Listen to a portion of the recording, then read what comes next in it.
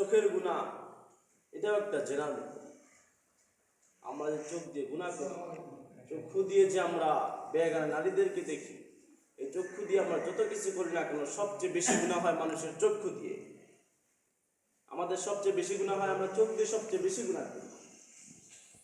আপনার জবান দিয়ে যতটুকু গুনাহ করেন, আপনার মেধা দিয়ে যতটুকু গুনাহ করেন, তার চাইতেও বেশি আপনার গুনাহ হয় চক্ষু দিয়ে। আমাদের গুনাহ হয় চক্ষু দিয়ে।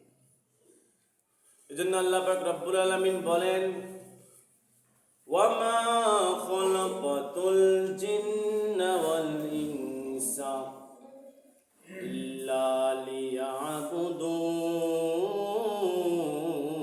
বলে আল্লাহু আকবার।